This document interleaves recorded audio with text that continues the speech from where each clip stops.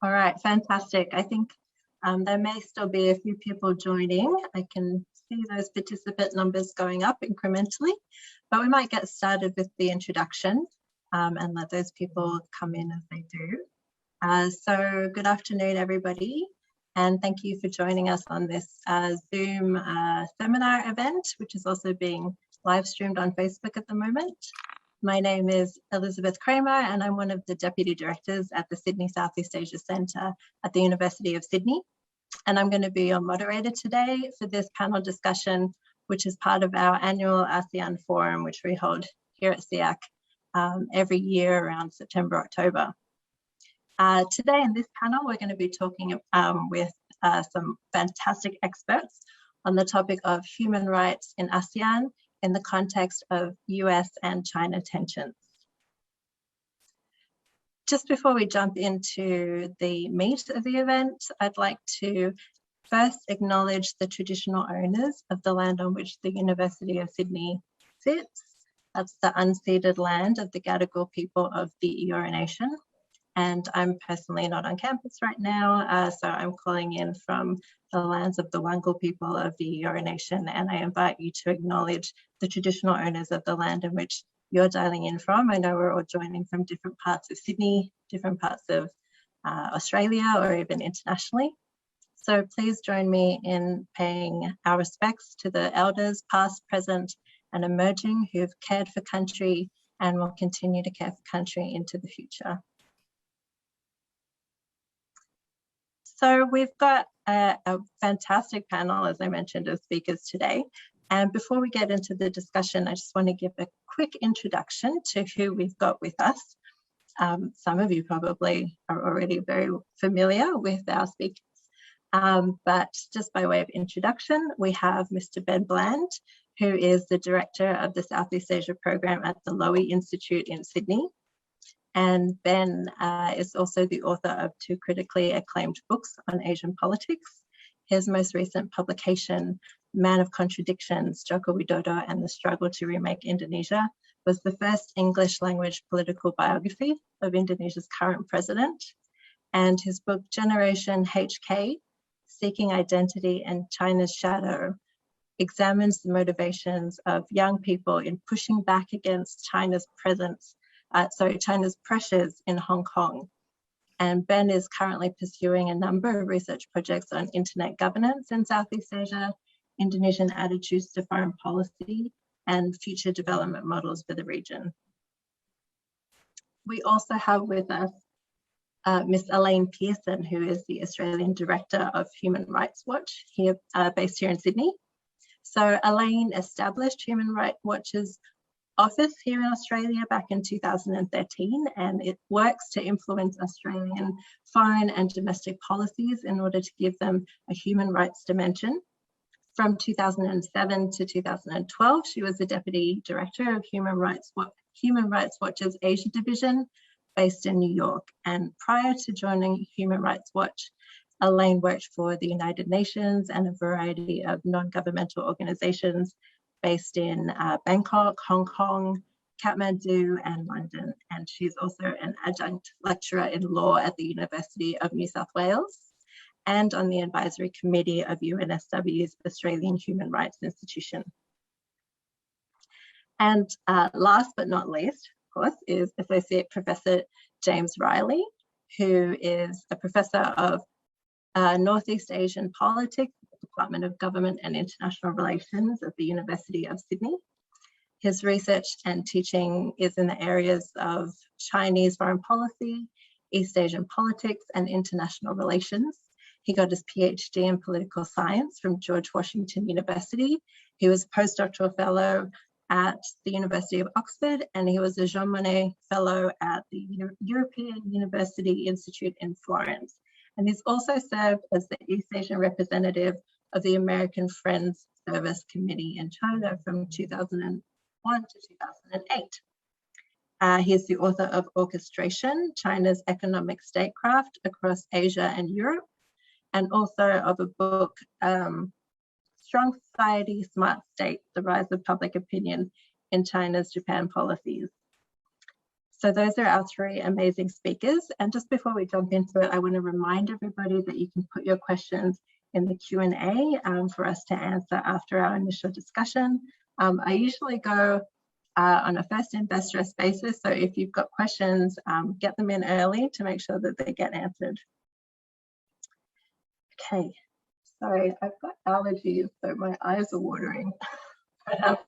Anyway, right, let's jump into it. So I have my first question here. I want to start by setting the scene and talking a little bit about that US-China relationship, which provides the background, the context, what we want to talk about in terms of human rights in ASEAN today. And Jamie, I want to start with you. What's the relationship between US and China like? How does it affect human rights on the global stage or indeed in ASEAN specifically? Thanks a lot, Liz. I really appreciate this opportunity, and I'm very glad to join this illustrious panel. CX work is really important to those of us at the University of Sydney and throughout the city, and I really am grateful for this chance to join this event. On your question of US, I'd like to just say a word or two about what I see as what's happening in US-China relations, and particularly the major factor of change, and then say how I think this might matter for either human rights or particularly a little bit in Southeast Asia, with the caveat that I know very little about Southeast Asia and almost nothing about human rights. I study Chinese foreign policy and US-China relations. And here I think I have a different view from most people. I think the biggest change in US-China relations has actually been in America. As an American, I think that the US's China policy has changed dramatically. And the biggest factor in driving this change has been a change in perception in the US business community that China is less of an economic opportunity and more of an economic threat. And this has led, I think, to a lot of folks in the business community in America to really align with the American military in such a way that China is increasingly seen as a useful enemy, both for the military and I think for a lot of in the economic various sectors in the United States. Team Telecom, which brings together US IT companies with the American military, is a clear example of the way in which I think the US has shifted a lot of its approach towards China, seeing China increasingly as a threat. And the second is that a lot of people in America think engagement with China has failed. And I would date this from about the middle of the Trump administration on, where just sort of the idea that if we interact with China economically, making a lot of money for America and Americans at the same time, it's going to lead to change in China, if not democratization and the collapse of CCP rule, at least liberalization in the way the Chinese Communist Party runs the country. And increasingly, I think there's a broad consensus across America's China experts that these two approaches have failed. And I think this has led to a really dramatic shift in the way that the United States approaches China. I think Vice President Kamala Harris's recent trip to the region exemplifies this shift in the US's China policy.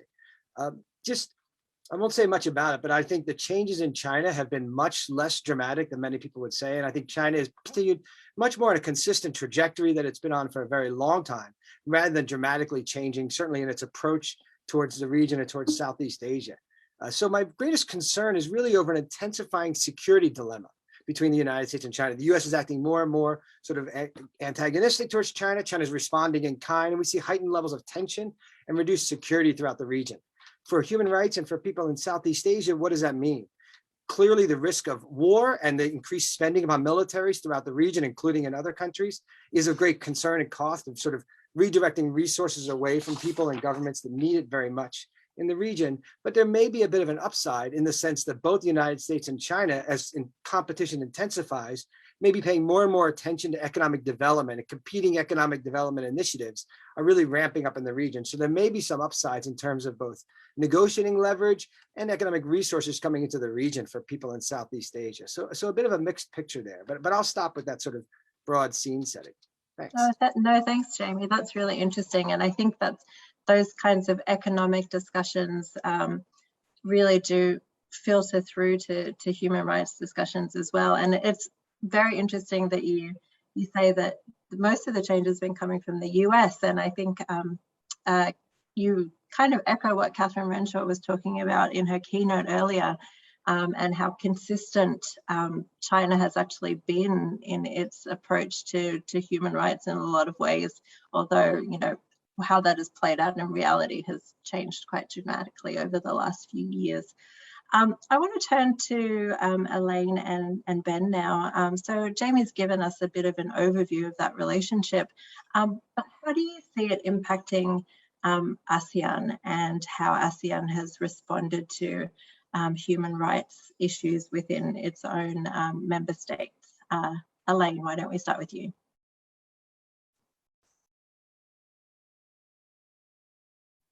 Sorry, was just having a few problems with the mute button. Thanks so much, and it's so great to be a part of this panel. So yeah, I mean, in terms of what it means for ASEAN, I mean, I think, you know, obviously the thing that a lot of ASEAN countries have been dealing with China is, I guess, China's increasing aggression in the South China Sea. And, you know, while this for us as Human Rights Watch isn't, you know, really a human rights issue per se, I think it is really interesting to see the way in which different countries have approached that. So, you know, even with the Philippines, you know, initially we saw the Philippines taking China, you know, to international arbitration over the South China Sea. But then under President Duterte, we initially saw, you know, these sort of quite cozy ties actually with the Chinese government after he came to power. And, you know, really, I guess, a bit more of a rejection of the US. And I think that's actually starting to change, because for a number of governments in Southeast Asia that have been quite cozy with China, the Cambodias, the Myanmars, and so on, you know, when we think about what led Myanmar to open up the first time round, you know, back in 2010, it was actually that increasing reliance on China, and they didn't really like how that felt. So I think, you know, while for a number of governments in Southeast Asia, you know, there is, yes, you know, certainly this interest in having, you know, a power that is offering economic incentives, you know, infrastructure projects like the BRI, new security partnerships, you know, closer military ties, you know, all of those things I think are, you know, welcomed by some countries, particularly like, you know, the Cambodias and the Thailands. But I also think there is this wariness. And so, you know, for a lot of countries, they are trying to see how they position themselves vis-a-vis the US and China. And they clearly want to have, you know, relationships with both regional powers. And I think that, you know, potentially opens up the door to, you know, middle power countries like Australia actually to play, you know, a greater role actually in the region. And that is actually what, you know, we would also like to see. But would love to hear what Ben, you know, also has to say on these issues. Yeah, go ahead, Ben. Thanks, everyone. Great to be with you all virtually. I think for most Southeast Asian countries, they would have both very bitter, unpleasant experiences and a lot of upside from dealing with both China and the US. And I think in the Western world, you know, where we reside, we often forget about kind of the Western abuses in Southeast Asia, involvement of the US, UK, Australia in the massacres in the 1960s in Indonesia, involvement of US, Australia, South Korea and others in Vietnam, and many other examples over history. But also, you know, the West, broadly defined, has brought colonialism to South Asia, but it's brought investment, education, and likewise with China, there's, you know, a history of difficulties, there's a history of a lot of investment. So these are really complex, murky relationships on all sides. And I think we tend to obviously in the West look at the bad things that China does and the good things that we do and not see the other parts of the puzzle. So it's really complex. And I think there's a spectrum in the end. Like security analysts often sort of look at Southeast Asia and try and say, are you pro-China or pro-US? And these things don't fit neatly. And even within Southeast Asia, people like Bilahari Kausikan, the Singaporean diplomat, started to talk about Cambodia and Laos as sort of satellites of China or vassal states. And I don't think that's fair. I think if you look around the region at the leaders or parties that are in power, they're mostly pretty pragmatic, whether they're democratic or not, in the sense that they want economic development and they're willing to work with whichever external partners can help them with different parts of that puzzle. The only other thing I'd say at this early stage, just that we often hear talk of China exporting authoritarianism to the region. And I don't think that's quite accurate. I think a more powerful China led by a communist party that's extremely authoritarian, it does to some extent add to this sort of enabling environment for the suppression of human rights. But I think plenty of the authoritarian governments in Southeast Asia and the democratic ones with authoritarian instincts have lots of their own reasons to repress their own people's human rights, sadly. They don't really need China to tell them to do it, and they have their own context. But I think we can't deny the fact that there is a kind of enabling environment, but that's not just coming from Xi Jinping, of course, but obviously Trump in the past and other kind of illiberal or authoritarian leaders around the world. I think that's a really great point, Ben. We can't essentialize this issue to some, a reaction to the US or China. As you say, plenty of leaders and plenty of countries are able to violate human rights on their own. But I do want to come back to this idea of economic development. And Jamie, I know that you've looked a little bit at the Belt and Road Initiative, and Elaine, you actually mentioned the BRI as well. I was wondering, Jamie or Elaine, if that particular economic initiative from China is playing out in particular ways across ASEAN, and whether that's having any impact on human rights in the region. I might start with Jamie. I was just about to pass the baton to Elaine. Okay, I'll say a word or two about that. My take on the Belt and Road, which I've written about, is that it's been overblown. I think, consistent with my earlier comments about the United States, I think people in the US in particular have vastly overestimated the actual scale on the ground. I've done a good deal of traveling on a lot of those borders, tried to find some of those roads, and there's far less than meets the eye. So there's been a lot of taking in the Chinese propaganda on this, mostly aimed for domestic reasons, and overblowing what's actually happened. So there's a lot of noise about it. There is some activity, but certainly I think much of the anxiety, I think, has been overestimated. I just wanted to say a word or two, if I might, about domestic politics in some of the countries in Southeast Asia and the relationship of China. The Myanmar case, I think, is really interesting. China got along quite well, unexpected to a lot of observers, with the Aung San Suu Kyi led government. When she was in power in Myanmar, China got along quite well. There's a lot of anxiety. How would China deal with a democratic government? In fact, China's had, as Elaine will know quite well, and Ben, China's had a very difficult time in relating to the military in Myanmar for various historical reasons. A lot of distrust by the Myanmar military of China. And so China actually got along quite well from the earliest days of reaching out to the NLD and to Aung San Suu Kyi's government, and was able to get along with her. Xi Jinping welcomed her in Beijing. Twice, I think, she was able to visit. Many of her members of her party visited, and a lot of the members of the NLD were able to visit in Yunnan in China, southeastern province, and we're really sort of developing a closer relationship. Conversely, China's been quite cautious and concerned about the coup. While the language it's used diplomatically has not met with some people's expectations, calling it a coup and such. In fact, China would be much happier having a stable government, I think, previously under Myanmar. Conversely, the government in Vietnam, which is, of course, the other major communist country beside Laos in the region, does not at all get along well with China. So the idea that China is sort of bolstering authoritarianism and is spreading some version of communism just doesn't accord with the facts. In fact, I think China is quite pragmatic in its relations in the region, and its varied relations really reflect different domestic situations within each one of the countries rather than some spreading of authoritarianism out of Beijing. But on the BRI thing and anything else, I'll pass it along to Elaine. Yeah, I mean, I might just jump in and just mention, I mean, Human Rights Watch did release a report on this BRI project in Cambodia, and the report was called Underwater, and it, really looked at this dam project that had been underway that resulted in villagers being moved from their homes. They were not provided, anywhere near adequate compensation. They were not provided, effective sort of, life training and skills and that would enable them to resettle in the new place where they were moved to by force. And there was a failure to follow, standards that would have applied, not only international standards in terms of social responsibility, but if that dam had been built in China, those standards weren't even applied. So I think there were real concerns that, both the Chinese and the Cambodian governments that were involved in building that dam, obviously they got a lot of money to do so. And yet, those sort of international responsibilities and standards simply, were not followed. And I think, as far as Cambodia is concerned, yes, there have been huge amounts, of Chinese loans, investment that have been facilitated by Beijing.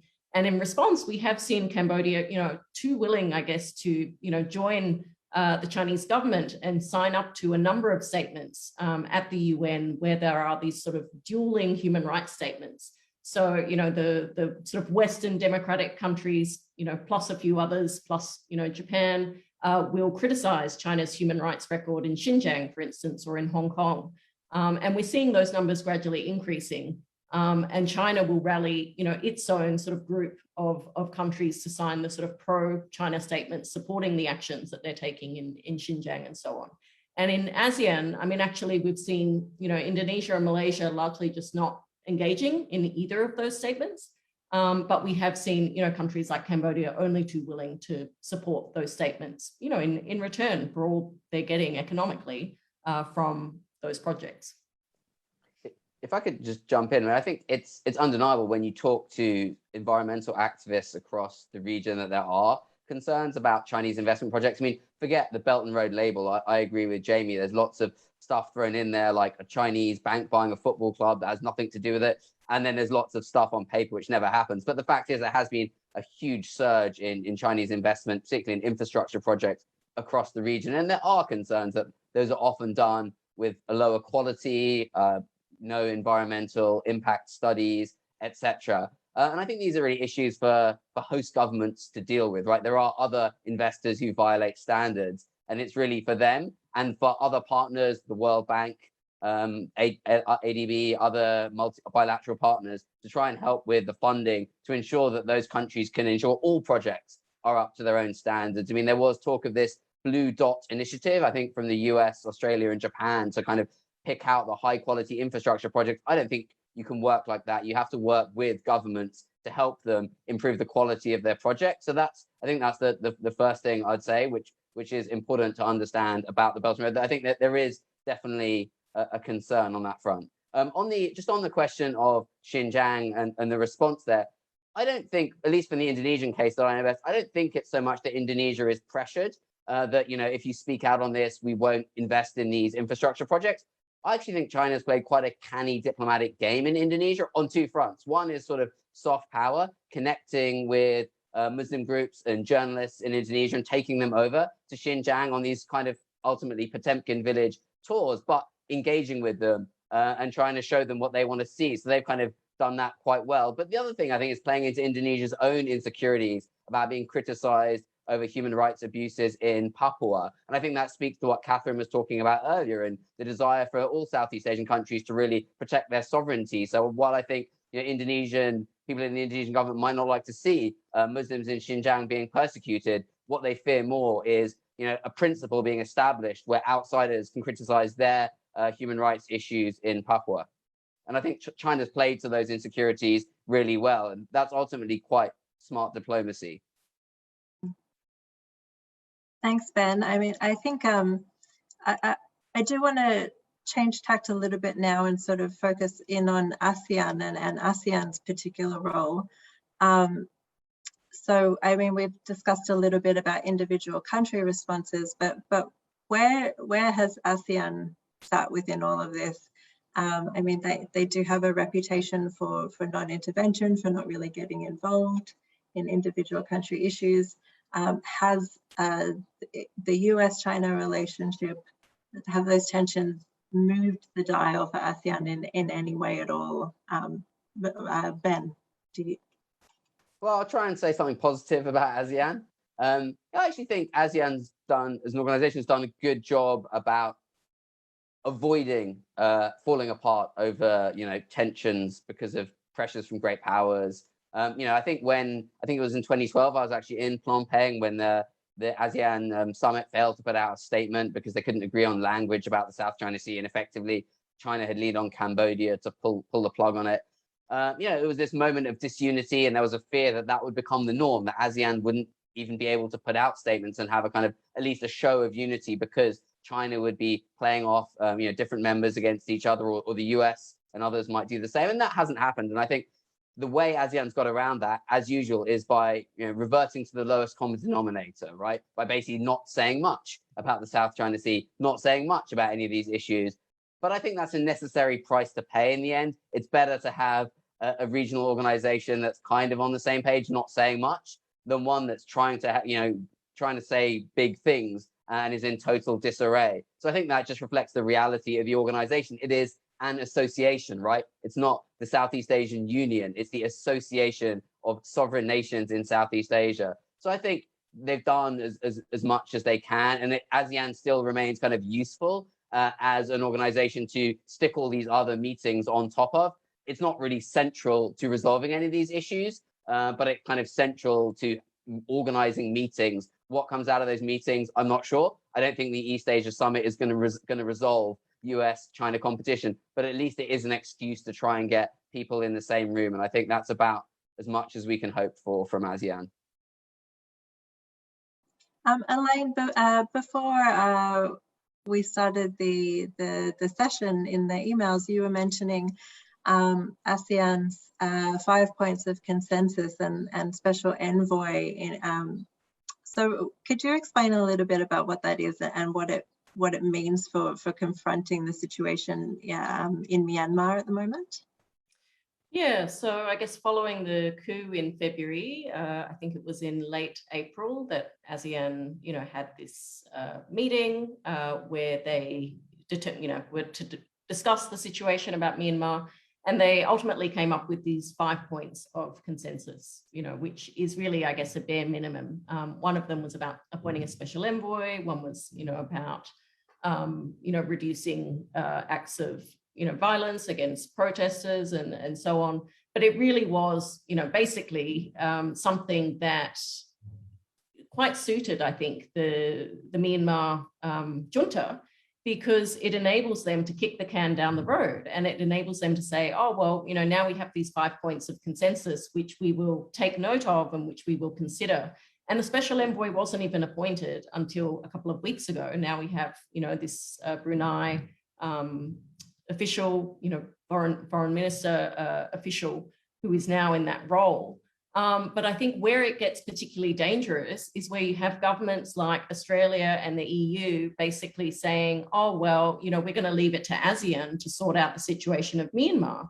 And, frankly, if we're leaving it to ASEAN, as Ben said, like ASEAN really do very much the bare minimum. It's a talking shop. And obviously it's better to be talking to one another than, starting wars with one another. But, ultimately talking is not enough. And so, I don't think that should be any excuse for Western governments and democratic governments, not just Western governments, but to be considering stronger, actions like targeted sanctions on their own to ensure that there are consequences for the Myanmar, throwing out a civilian government and, installing the military, and doing so in a way which, frankly, has involved, the commission of crimes against humanity, resulting in the killing of more than 1,000 people, tens of thousands of people being arrested and detained in really horrific conditions.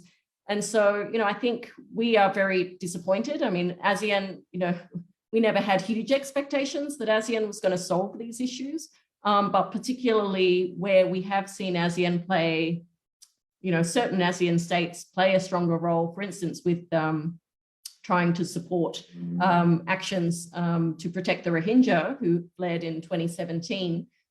We saw Indonesia and Malaysia actually playing a much stronger role through the OIC in supporting a fact-finding mission on Myanmar.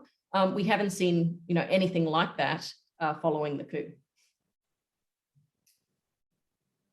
Oh, sorry, almost had my mic on mute. Thanks, Elaine.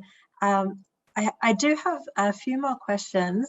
We are going to move into the Q&A soon, so I might continue with the ones that I have, but do encourage members of the audience to pop your questions into the Q&A so that we can get to those in a moment.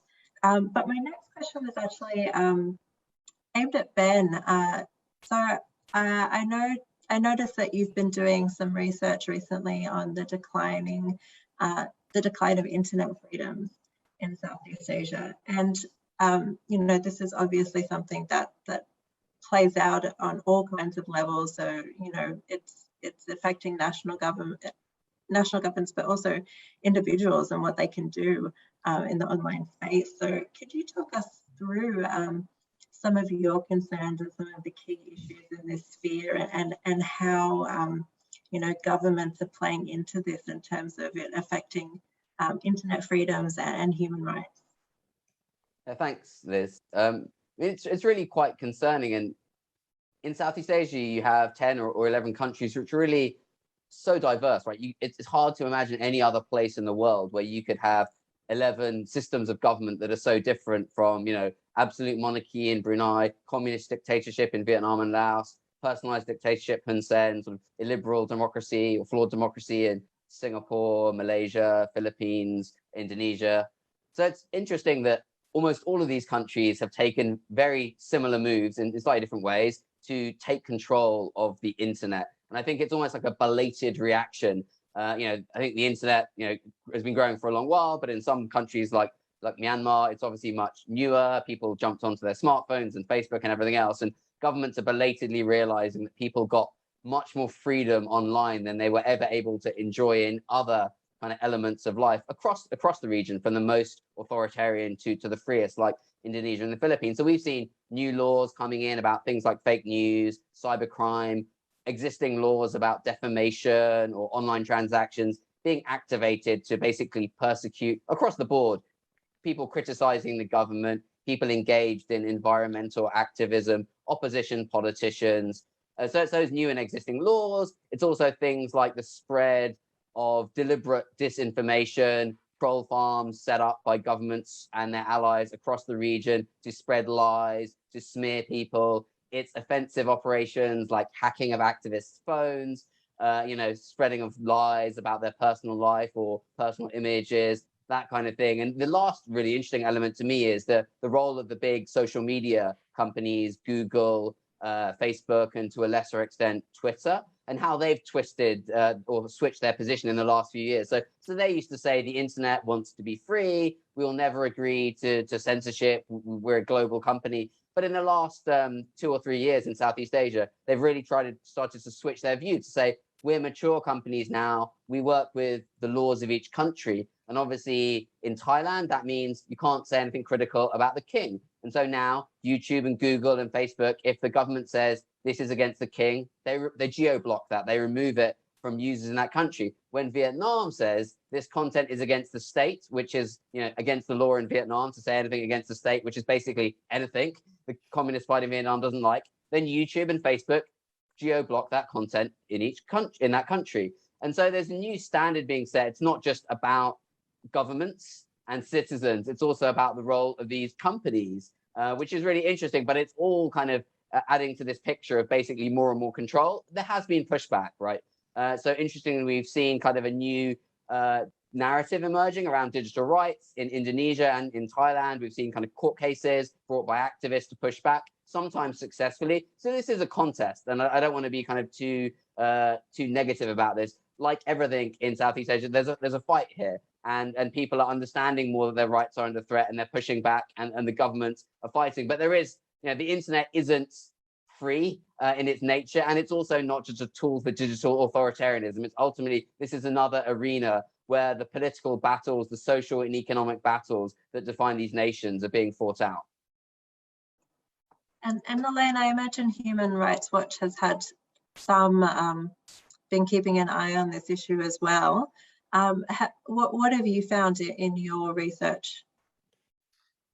Yeah, I mean, I think it's also part of the growing sort of restrictions on civil society and sort of looking at ways in which they can control critical speech. And, particularly with COVID, I mean, we've seen, a number of governments issue state of emergencies that, effectively are cover for reducing criticism of critical speech that they don't like, particularly around COVID responses. So, we saw this in Cambodia, where, the state of emergency is extremely broad.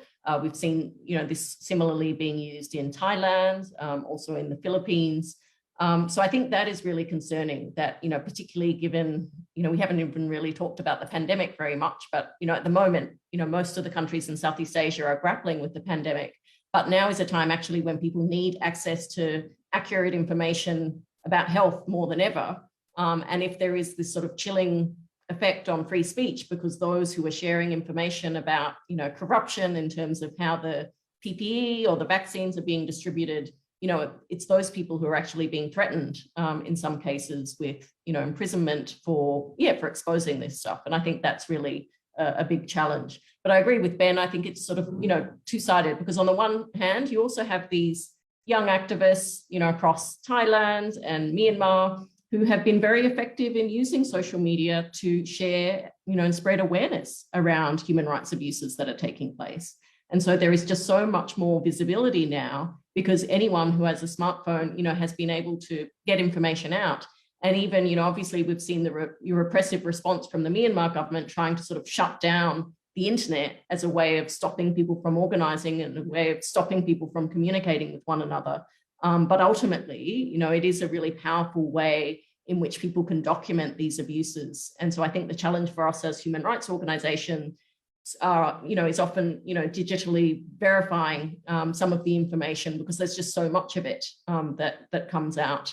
And, we now have a whole team, for instance, the Digital Verification Lab, that actually does that and sort of tries to verify both reporting that we're hearing from people on the ground with photos, with video, and with satellite imagery. Gosh, that's it's interesting too to think about it from both of those perspectives, isn't it? I'm going to turn to the Q&A now. So I've got a couple of questions. Please do keep them coming through. The first one I've got here has been submitted anonymously. And I think this may be a question primarily for Elaine and Ben. How do you see the populist leadership of Duterte and the accusations of human rights violations, even though the West constantly expresses concerns, but China seems to remain quiet on the matter? So I think the question is about sort of the difference in criticisms of the Philippines government and particularly Duterte there. Yeah, Elaine? I can have a go at answering that one. Wanting China, I guess, to criticize the Duterte government for its human rights abuses. I mean, we know that the Chinese government's approach, is generally not to, call out or interfere with, abuses in other countries. But, it is really concerning to see that under President Duterte, there have been, something like, 10,000 extrajudicial killings in the war on drugs. And, we've seen, a UN report that came out last year, which was really damning about the lack of accountability for those killings. And, right now there's this International Criminal Court initial investigation, which is examining those issues.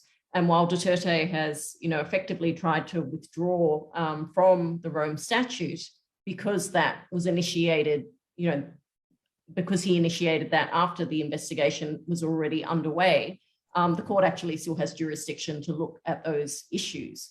But I think, it really raises, I guess, this question about how, having this divide between sort of Western governments speaking up on human rights and then, Asian governments or governments, the Chinese sort of led bloc of governments that aren't, is really problematic. And that's actually why we need to look at building a broader coalition, I would say, of democratic countries that should be concerned about actions, whether it's in the Philippines or whether it's, actions in Xinjiang, and should be prepared to sort of work together on these issues. And ultimately, I think that will be most effective. And I think on the Philippines, while there was this sort of broader coalition of governments that raised these issues at the Human Rights Council last year, unfortunately, the Philippine government, was pretty savvy in sort of then announcing a whole lot of sort of window dressing measures to address the extrajudicial killings.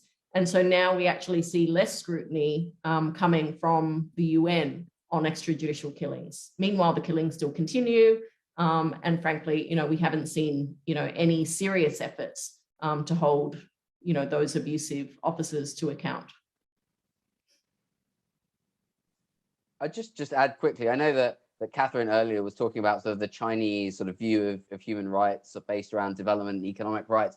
But it's interesting that China does sometimes focus on other kinds of human rights. I mean, the Chinese government puts out this annual report on human rights in the US where they focus on police violence and racism. And recently been quite outspoken about Australia, obviously, because of the state of bilateral relationship, talking about imprisonment of Indigenous people and other issues here. And it's easy to laugh these things off, as I see Elaine doing. It's obviously instrumentalizing human rights for their own purposes. But on the other hand, I think it's good. It encourages, China. If China's criticizing us, they're setting a principle that we can criticize each other, which I think is a good thing in a way. Unlikely to see them criticizing Duterte anytime soon on that front. But I think it is interesting, and I wonder if China might at some point be kind of trapped by its own rhetoric, because it is setting a new standard in the sense that it is okay to criticize each other on these questions, not just on ones of economic rights. I wonder, Jamie, did you have anything that you wanted to add on that, seeing as Chinese politics is in your realm of expertise? So they say. Quickly on what Ben said, I think the Chinese response will be more about pointing out what they perceive as hypocrisy in Western states, rather than opening the door. I think they would stand by the defense that sovereign states make these decisions domestically. China's a very strong supporter of the UN system for many reasons, once it was allowed in. And one of them certainly is the UN's very strong foundation in at least one half of its foundation in sovereign rights for states. I wanted to say a word or two about something that I thought was more in the title, and I was really interested that Catherine Renshaw said is the most important of all human rights, the right to minimal standard of living, number 25, tellingly, on the UN Declaration, but nonetheless something that seems often to get dropped. And I was surprised to ask to talk about human rights, because almost always as a Westerner, we think it's going to be political and social rights. And we'll hear the kind of conversations, particularly related to China, that we've heard so far. And I just think it'd be useful to remind ourselves of what Professor Renshaw told us today, and to think a little bit about that. And what does it mean in terms of US-China tensions and US policy? Kamala Harris's visit to the region, I think, once again emphasized military responses. We need a military response, the military threat. And the US is once again strengthening its military presence and military alliances in the region, including with Australia. What will the effect of this be? The focus on a few rocks in the middle of the South China Sea will then direct more of our very scarce resources to militaries. The American military will benefit enormously. The Australian military will benefit enormously. Militaries throughout the region will benefit enormously. Myanmar is now led by the military. I think, in the moment that we face today with COVID, we have greater needs. We have far greater needs. The pandemic is running wild. The Delta variant has proven a great challenge for many governments, although one of them actually, although not mentioned so far, has succeeded. China had 0 cases, 0. Over 1 billion people, 0 cases in COVID. China has remarkably succeeded during COVID, something that's been swept under the rug by most Western governments, most Western media, but it is a remarkable achievement for the 1.5 billion, almost half people who live in China. Including some of my own family and close friends. The access to vaccines combined with effective policies are explaining this process. That's why it's worked. China has a lot to teach other countries. There's a lot of opportunities for learning from what has succeeded in China. So I think the extent to which there is deeper engagement, I think is beneficial for many of those aspects, not putting aside all of the concerns that Elaine said, which I totally agree with about Chinese corporations and investment in the region. The second thing is, hopefully, increased competition with the United States will increase the United States' willingness to not just promote on the military response, but indeed support economic development within these countries. The extent the US is starting to donate vaccines belatedly to the region, I think is most welcome. I think the extent to which the United States can focus on economic development in its competition with China, this will be beneficial. And as we come back to a point I made earlier, I think that this offers benefits to smaller countries throughout Southeast Asia, to the extent that in like the last Cold War, they can play off these two powers against themselves to benefit their own people. That would be wonderful for the economic development and economic rights of the people within Southeast Asia. So I very much hope that the governments in Southeast Asia can use this increasing US competition to their benefit for their own population. Thanks, Jamie. If I could just jump in there. I mean, I think it's not great to have a sort of bifurcated conversation about economic rights and political rights, because what you end up seeing is, the sort of development in a lot of South Asia is very uneven and unequal, and those are problems for all societies, not just in Southeast Asia. But we do see some of the highest rates of inequality in the world, a lot of elite capture, especially as it relates to some foreign investment projects, including a lot of Chinese projects that tend to be less transparent. So I think you need to kind of bring these things together. I think that's the problem with kind of the Chinese narrative of putting that above all else, that if you solely focus on economic development, what do you mean? Do you really mean development for the small holding farmer, for the person running the mom and pop stop or whatever? Or do you just mean development for big corporations and tycoons? And given the structure, the political economy of most of Southeast Asia, I think that's why it is important to talk about the political rights and the social rights alongside the economic, and not to allow a kind of bifurcation by anyone of these issues. Thanks, Ben. I was actually going to pivot slightly to talking about COVID, because I think all three of you have sort of mentioned it in passing, and I have to admit that I would like to hide under a rock and not hear about it anymore, but that's not possible right now. It is interesting when we talk about the vaccines. Jamie mentioned the belated donations from the US. I know China has certainly been providing a lot of vaccines to countries in Southeast Asia. But I guess more on sort of individual and social levels, how is COVID affecting the way that people are able to engage with various human rights issues in the region? And,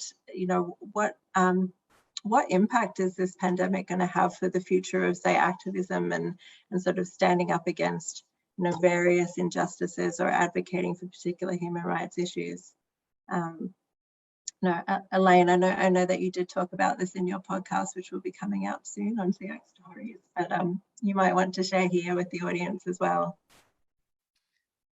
Yeah, I think, look, most of the countries of Southeast Asia are just really, struggling with Delta in a way that, we here in Australia just can't even imagine. Talking to my colleagues in Indonesia, Thailand, and the Philippines, their health systems have been totally overwhelmed to the point where, people are trying to source oxygen bottles, over Twitter because there's just no health services. And, I think it is really interesting to see, I guess, the way the Chinese government has sort of positioned its vaccine diplomacy and has provided, substantial numbers of vaccines to a lot of these countries. But, I think for us, it's always about this equitable distribution of vaccines. And, for a lot of people, it's still been incredibly challenging to get access to the vaccines, and it hasn't been going to the people who most need it. I think our concern in, some of the Southeast Asian countries has been around, the way in which some of these lockdowns have not been, necessary nor proportionate.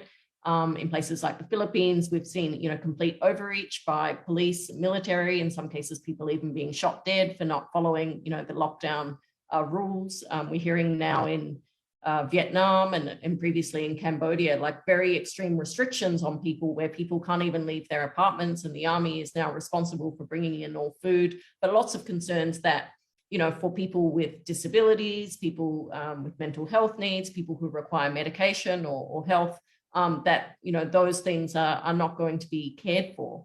And so, I think there is a lot of concern. And I think while, I think now we look back at China and think, well, maybe they did, well in some ways in terms of COVID. Obviously, their authoritarian system, meant that a lot of things that they did would be things that we would never, ever accept, here in Australia. The welding into apartments. Yes, we're shutting down apartment blocks and having them guarded, but, we're not resorting to that. The number of people who shared information about COVID cases online, citizen journalists and so on, who've ended up in prison.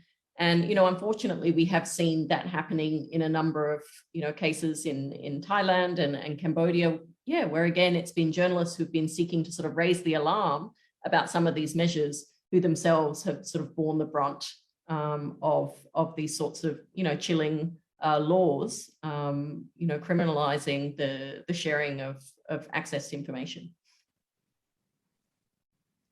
Just jumping very quickly, I think the pandemic has clearly exacerbated almost all existing problems, right? Because the scale of what people in Jakarta, in Hanoi, in Yangon, elsewhere around the region are facing is just unimaginable compared to what we're doing here. So all the existing problems, inequality in society, problems with healthcare, yes, civil society activists, who already were finding it difficult to raise money, to push back against the government. Governments across the region, in different ways have exploited kind of the movement controls and other laws to make it even harder for people. So I think it's difficult. But even things like, inequality in particular. I was talking to a friend the other day in Indonesia about vaccine inequality between developed and developing countries. And they were saying, well, in Indonesia, it's more a domestic question that rich people are already taking third and some crazy people taking fourth boosters. There's no science behind that, I don't think. But medical workers who are on the front line haven't even been able to get their boosters. So, and that just reflects kind of the existing inequalities in Indonesia. And it's much worse because there's a scramble for resources and it's much harder to do things. And people are facing, health issues, economic issues, and the political pressure too.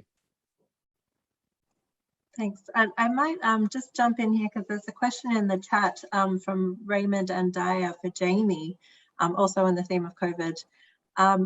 Do you see China's COVID containment policies as being problematic for some societies, including for people in the West? There's been a lot of pushback about COVID containment measures.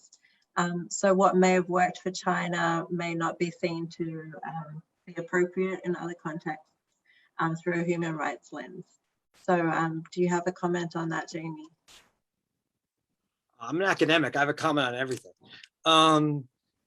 Yeah, well, I certainly was not suggested, nor has the Chinese government ever suggested that what necessarily is done in one country may work elsewhere. Like Ben said, COVID has certainly exacerbated many of the problems we already had. It also has made it clear that governance works differently in different countries for different reasons. Australia, I speak to my brother this morning in America. The approach we've taken in Australia and the kind of limits I've had upon my personal movements over 2.5 months and not being able to leave my neighborhood are far more extreme than the Americans have had. My friends and family in China have been able to move about with extreme freedom. So movements and policies always vary a lot from country to country. Would China's measures work here? Certainly not. Are there things that have worked in China? Certainly.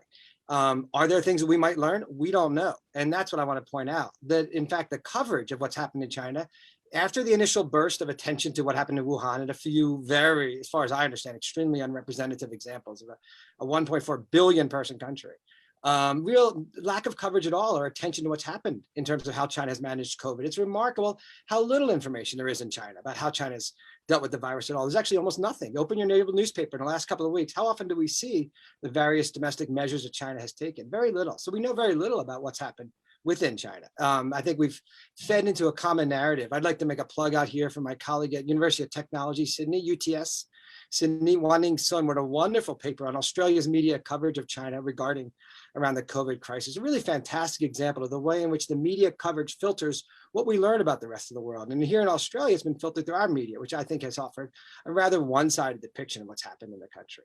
Jamie, if I might, sorry to interrupt, but I think it needs to be pointed out here that kicking out the Australian journalists, almost all the American and other senior international correspondents, arresting Chinese nationals, working for foreign media organizations hasn't helped with journalists' ability to tell the stories of what's been going on in China.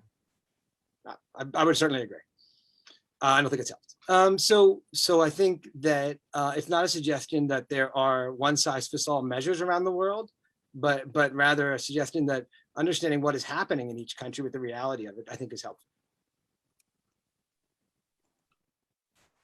Thanks for that. I've got another question here that I did commit to answering. It's back on the internet freedoms, internet topic.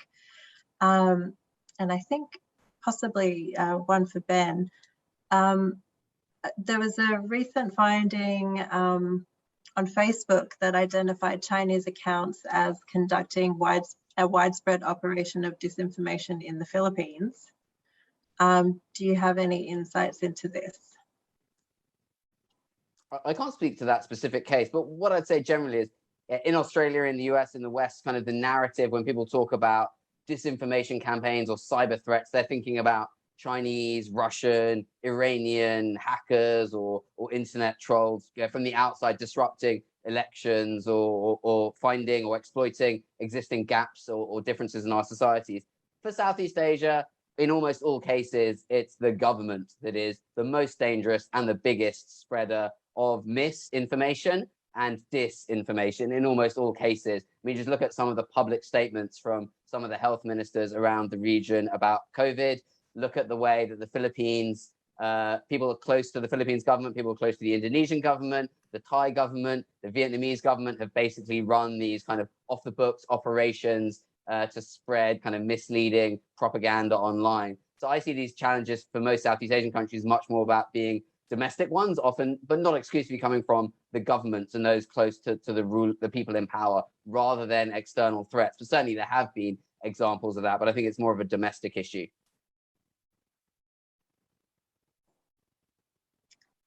Thanks, Ben. We are running out of time, so I'm just cognizant of that. But I did want to wrap up the seminar today just with an opportunity to highlight. I mean, we probably all at least a little bit familiar with what's happening in Myanmar. It's gotten quite a bit of news coverage here, and there are a few particular issues that are going on in Southeast Asia or within ASEAN that we are aware of. But I'm just interested to hear, as a last note from everybody, are there any overlooked or sort of underexplored or quietly brewing human rights issues that we should be aware of, that we should be paying attention to, and that haven't gotten as much attention as they maybe should have? Why don't I start with Elaine? Yeah, I mean, the executive director of Human Rights Watch, Ken Roth, wrote a recent global piece in Foreign Affairs about, the growth of zombie democracies. So they have the appearance of democracy, but actually they've been hollowed out so much that, in terms of the institutions and the restrictions on political parties, being able to freely compete against one another, that, they're democracies in name, but name alone. And I think this trend is also something that we are seeing also in Southeast Asia, particularly countries like Cambodia, where we saw, the complete, basically extermination of the main opposition party, the CNRP. And we are seeing how, other countries like Thailand are also learning from that and are basically just saying that, they're not going to let true opposition parties run. And I think, this surge in authoritarianism is of concern. I mean, ASEAN has for a long time been pretty much a club of dictators, but I think it's something that, we need to be cognizant to. And, frankly, other governments in the region should be paying more attention and should be more prepared to speak up about these trends. I don't want to be too rose-tinted, but I'd like to highlight a kind of positive overlooked trend rather than a negative one. And that's just something Elaine alluded to earlier, which is, young people across the region actually really caring about democracy and freedom. And to me, it kind of blows all the kind of Asian values arguments that Catherine was talking about earlier out of the water. I mean, look at the terrible price that young and older people in Myanmar have been willing to pay to fight for these kind of rights that we talk about in these forums in a very kind of vague, generalized way. But these are meaningful things that people are willing to die for with their family and their friends. And elsewhere across the region, there's lots of black spots, but look at the performance of the Future Forward Party in Thailand before it was dissolved, of course. Look at Malaysia, young Malaysians, and how they feel about the changes in their governments of the last couple of years upon which they haven't been consulted. So there is evidence that people care, and we can't always look at these questions from kind of the supply side, if you like, what governments are doing. In the end, it's going to come down to the demand side and what do people actually care about. And there is, some good evidence that young people do care about their freedoms and are willing to defend them. And I think that is heartening. It doesn't solve everyone's problems, but I think it does probably need more attention. And we need some positive stories rather than just constantly getting swept up in this narrative of like the decline of democracy. I think you're absolutely right, Ben. Positive stories are most welcome. And I might give Jamie the last word here, since we're just on time.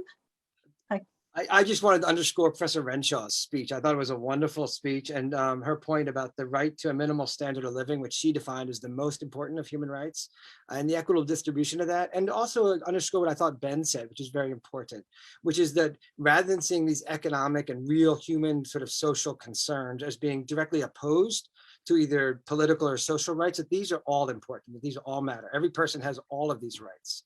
And that rather than seeing sort of economic of one side as political on another, or taking any government's hypocrisy, to really return to those fundamental principles as a basis is something that I really appreciated and I learned today. So thank you very much. Thanks, Jamie. I think that is a wonderful note to end on.